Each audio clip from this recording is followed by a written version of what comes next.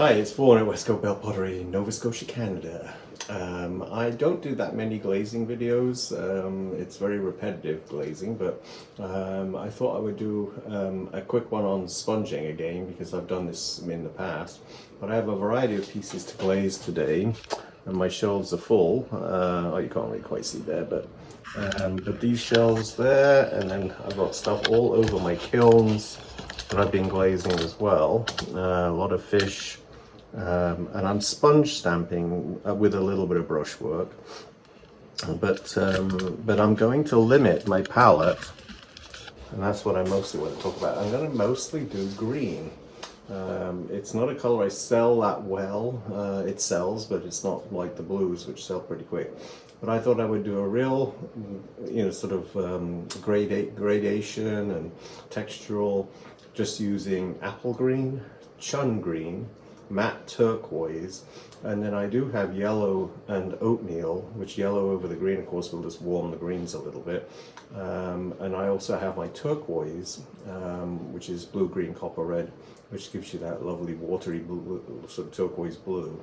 So mostly just limiting my palette, and I'm not sure exactly, but I thought I might add some bronze glaze at the end just to pop the actual shapes of the green and stuff like that. So I'm just going to, record what I'm doing so that you can actually sort of try it out, and when necessary I'll tell you what I'm doing. Okay, what I've got here are a whole bunch of these, about 9 or 10 fish, and I've been using the apple green on the fins, the matte turquoise in the upper area there, and then I've used the chun green down below. So I've now got little pots of the blue-green copper red, which comes out turquoise, very, very shiny turquoise. So I'm going to place that in the only area that hasn't been glazed at the moment, in the face area. And it's a transparent glaze, so I can kind of pretty much just go over it, and it will actually be easy to cover it with other glazes anyway, because I may decide to do the mouth in a slightly different color. But I also use brushes just to put in some glaze sometimes, as well as the sponge. Transparent glazes tend to be forgiving if you've got different layers a little bit, but once you've got some tin, which this one does, the blue, green, copper, red, you do get layers where it will look darker and lighter. Transparent glazes are great. As soon as you start opacifying a glaze, the thickness really matters. Because it will change, and if you get a totally opaque glaze, it doesn't really matter because it'll always be opaque whether it's thin or thick. But anyway, so we've got the bright turquoise here, and then the other ones, and now it's going to be just a matter of touching wherever I want to have like a highlight of maybe an effect on the glaze that will change the, like there, it's the actual apple green, and I'm sponging over the top of the apple green just to give some variation at the fin at the edge. And I usually use oatmeal to do a lot of that kind of thing. Now if I'm using opaque glazes over these greens, I could definitely get something in here, but we'll think about that for a while. So I'm just going to do the other ones and you'll see how I'm doing it. And I'll probably put this on a bit faster since it's very tedious.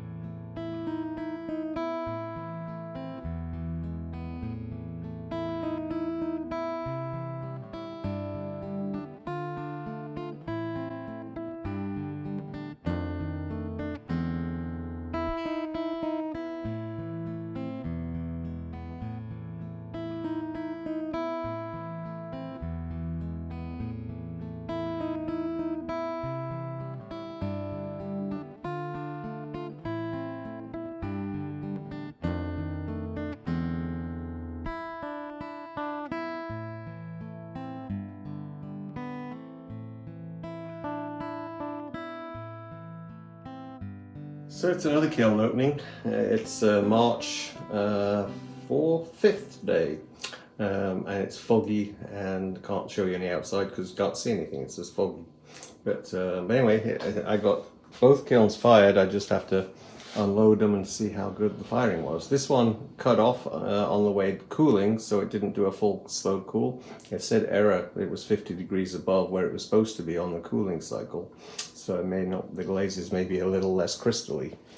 So some of the trays and the platters with the handles from Artisan Pottery Tools. I did videos on handles for the tools, and showed you how to make some trays with the whales and using them on trays, and also on using the handles on the platters. So let's see what we have. That'll give you some better light there. Okay, so this is the clay body 516 from Pottery Supply House, which is a smooth white clay, and it's not quite white, it's a touch creamier than I would say is a pure white, but that's a really nice platter. And I did a lot of sponging on the rim and some slip trailing, sort of very loose freestyle slip trailing on the rims to get that texture and the paint quality. And I did a brush wear glaze application on that bowl, as you can see, because the glaze is running down quite a bit. So that's kind of a nice effect, just a contrast. It's actually kind of nice on this side too. So I wanted a more painterly approach on that glazing. And here is another really nice example of that whale stamp that I made.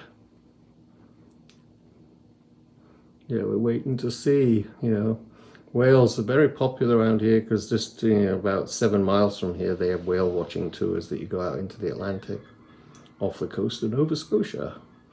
But that was glazed with apple green, blue green, copper red. Oh no, it was chun green, blue green, copper red, which is the turquoise, and the bright blue on the edges. Okay, the second layer down, it's about 15 minutes later, so it was just a little bit warm. It's reading 140. I've got some little bit of news. I'm going to be doing a review of kiwi underglazes. They're sending me some from New Zealand, and they have a website, you can look them up. And we wanted to review them because, since tariffs are going on everything, it's going to make stuff really expensive to come across the border from the States, adding 25%. So I usually buy Mako underglazes, and we used to buy Duncan, Amico, but that's going to make theirs a lot more expensive. And I heard this Kiwi company was really good underglazes. So we're going to try them, and I'll do a video on it so you can see what they look like. This is the same as the last one, without the handles. This one is really nice. So this clay stamp is going to last me, hopefully, decades. I'm still around in decades, I hope. But this is really working out good. So a little bit of effort. You can watch the video of me making these. It was posted probably a month before I posted this video. So I just look back in my history. But turned out really good. I love that. Dip and dips, where I did the slip trailing on the rim and the sponging to give a really varied effect with the glazes If I hold it still, you can probably catch it better. So that was done with bright blue, variegated blue, oatmeal, and a little bit of apple green. It turned out really nice. That's a nice platter. Okay, this little fish does have a couple of flaws, and it's the white clay. It's a tiny little crack there and another tiny little crack here, and it's because of the white clay. You'll never get that with the 455 speckle. Okay, a couple of small fish.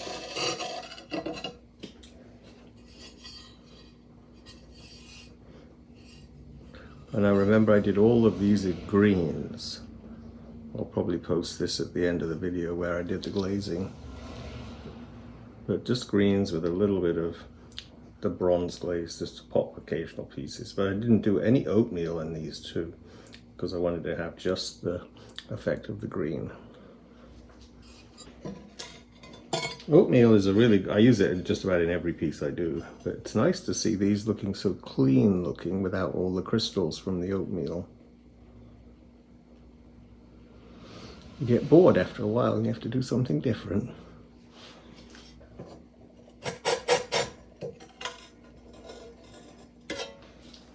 So I'll have a couple of these as seconds, I guess. That is a big fish. Oh, that's right. I think there was can't remember his name. There was a singer-songwriter that did a song called Big Fish. But this is a good glaze combination. Very pure and just the transparent glazes with a little bit of opaque in the blue. So that's a nice fish. So let's see if we have any problems with these ones. This one looks really nice. Oh, it did crack as well. Actually, the glaze ran off the end of the tail. If I can get it up carefully, I might be able to save it and glue it for my own studio decoration. But look at the nice, it's a shame, but yeah, something made it run. And when I put the oatmeal on, maybe that stops it from running, but I can glue that on and then use it for my own studio decoration. Because that's another nice fish. Boy, I'm having problems with the white clay, I think. I'm going back to using the speckle.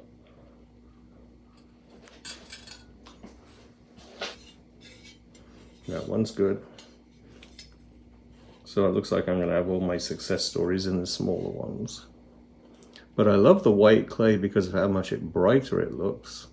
But I think it's possible that the white clay, because it's a porcelain style clay, is fluxing the glazes a little more than the actual 455 speckle would do. These ones look okay. Yeah, this one's actually going to be okay. Well, that's a nice one too. So finally a success. I like the mouth on that one.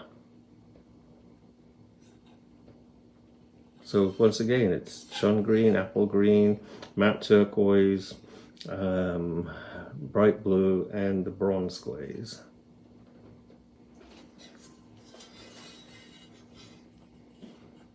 That's a nice fish, isn't it? Wow, I like that one too. So I've got some heavy losses in some of these, but I'll just decorate the studio with them anyway.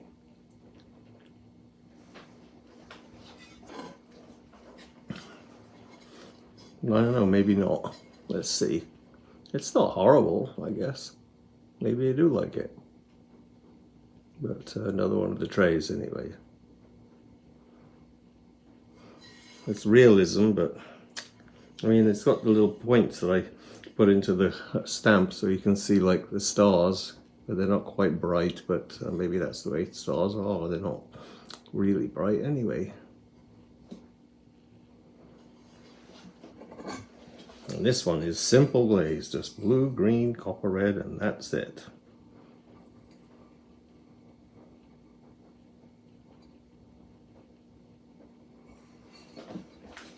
Oh, and this one is gorgeous. I had problems with the porcelain as well. And this is why I think the fish is causing the issue, because the handles that I put across here cracked right in the middle, even though I had them saran wrapped.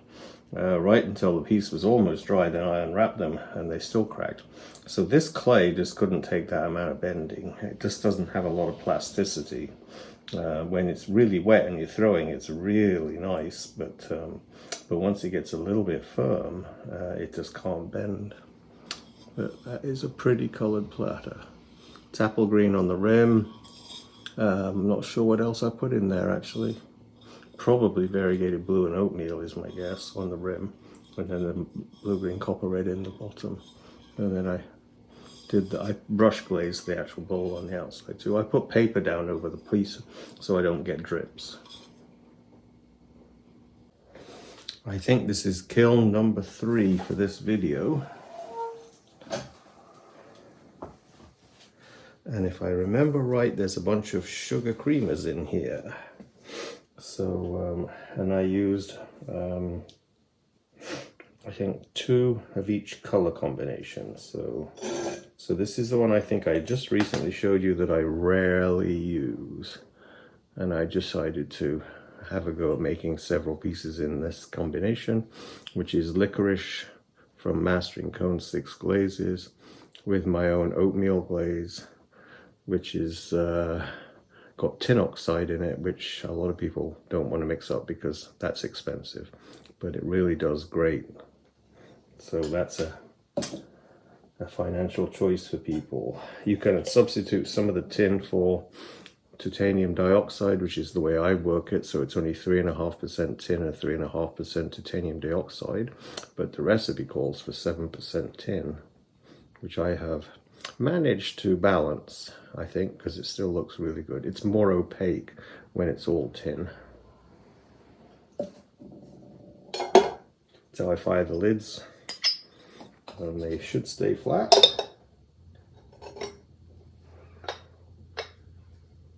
And there's a spoon that comes out of there. I sometimes cut a hole in the flange too, but that means everybody has to deliberately put it right on the align the holes. So this time I made this hole just a bit bigger so the spoon can not have a cutout in the flange. And there's another one. Sometimes it still drops out. So I think that looks pretty good. It's an amazing, I don't deliberately make it do that. The glaze just seems to crawl out a little bit over the licorice to do that. But the licorice is underneath, so it has the black, called lizard scales, I call it. Okay, so I should skip over some because they'll be repetitive. But we've got a whole bunch of the matte turquoise with variegated blue and oatmeal. In here, there's another one there. Then there's the blue-green copper red with the variegated blue and oatmeal over the top. And that's really nice too. I don't do that very often either, actually. And then we've got, is this rutile green? I think this is apple green with variegated blue and oatmeal. And that's the one that does this yellow line all the way along, almost like it's been drawn on there. So it's an amazing look. It's either chun green here, which I doubt. I think it's apple green.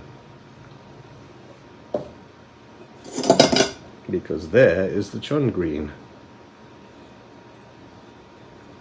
I did most of these, I think, greens because I was doing that whole bunch of green glaze pieces for the trays and fish. And there's another one of the mugs. It's like a frothy beer almost, the way it does that, or a frothy coffee. And the last one, of course, is I always do blues, because this is my most popular combination, blue, variegated blue and oatmeal. The next layer down has got the sugar jars. I only have a few lids on here. But, so I did do a lot of chattering on these. And I did a sort of a different kind of lid than I normally do here. Just pinching my fingers on the knob rather than just a smooth round knob.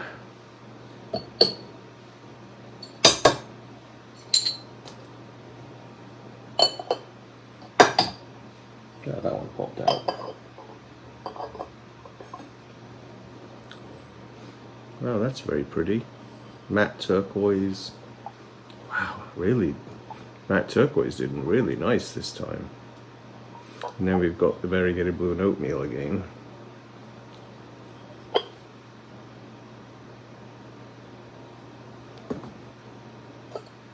Things vary firing to firing, but that looks really nice. The matte turquoise really shows the actual chattering.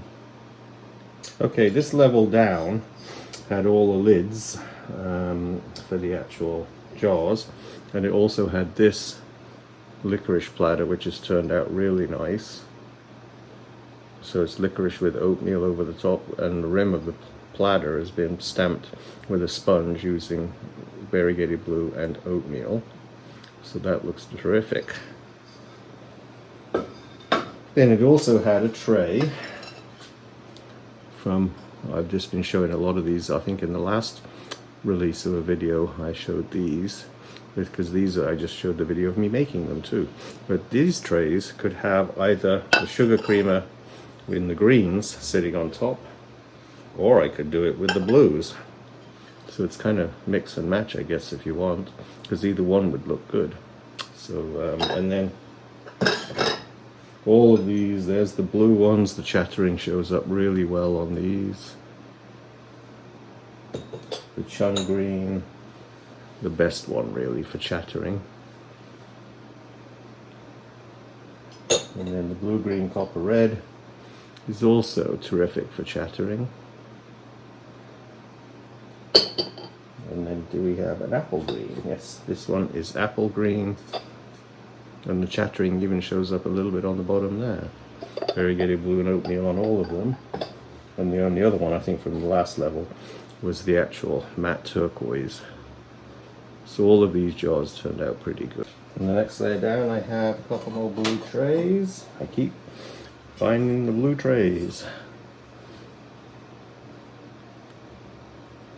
So these are very kind of nice in a sense. It's given me ideas for painting with glazes, so I'm going to be doing some large tiles where I do something like this too. Maybe do a big mural.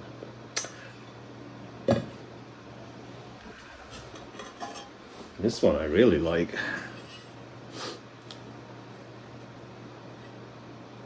Now the handles in this 516 clay, on several trays the handle cracked in the middle, so I simply snapped it off and just sanded around the actual little button that I put on here. So you'll have seen some of the trays where it's just a button, and that's because the handle snapped even while I had it wrapped in saran wrap until the tray was almost totally dry.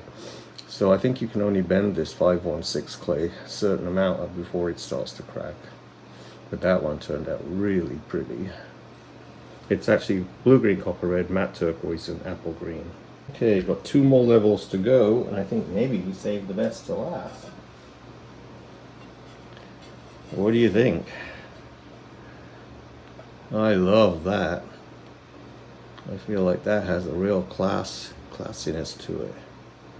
And the stamps have turned out terrific. Worth putting the effort in making them. So we have blue, green, copper, red, chun green, apple green, and bright blue in that tray. All with matte black all the way around, and a bit of variegated blue on the handle. And this one is matte turquoise, blue, green, copper, red, which is the turquoise, and apple green. And a little double dipping on the rims. Okay, the last 2. This one, blue, green, copper, red rim, bright blue and black. Probably some variegated blue and some oatmeal, because I like to do that little line in the middle there to make it look like the whale is splashing out of the water. And this is one where the handles fell off. Well, didn't fall off. They cracked in the center where the curve was most. And so they snapped in that area, so I just snapped them off completely and just sanded down to the buttons so I could save the tray, which it did work. And you got Tenmoku gold framing the whole picture. And the last one. And I'm going to make some more trays today because I was very happy with this firing. And that one is apple green, chun green, blue green, copper red, and bright blue with a framing of bright blue. Very nice. So that whale stem has turned out great. So I'm very happy with that. And the black one too turned out really good. So I will make trays all day today because I really feel like I had a great, idea with the little roller stamp with the whales. I could make many more like that with different compositions of whales and lots of color combinations. So I think this is done really good. So I hope you enjoyed it too. I'm looking forward to putting these out in the gallery, although the gallery's really stopped. What do you do when you're a potter and you work every day? And I like to keep my life simple, so I don't like doing wholesale and business type stuff. I'm just basically making it for fun, but I like to work, so I work all the time, and I keep building inventory. So we were hoping for a really good season. Let's hope all the political stuff going on at the moment doesn't ruin it. But it's very bleak and very dark on the news every night. So hopefully my videos can distract you a little bit from all of that. And I try and stay away from it, but it's on my mind all the time, like everybody at the moment. But look at this. There's so much in the world that we can enjoy without thinking about all the other stuff. So just try doing something like this. You could do it with birds. I mean, I feel like I should try doing some really nice bird sort of reliefs. And of course I've done it with the fish already. So I think we can have fun. And post some pictures. Let me know what you make too. Alright, have fun. Enjoy the summer. Bye.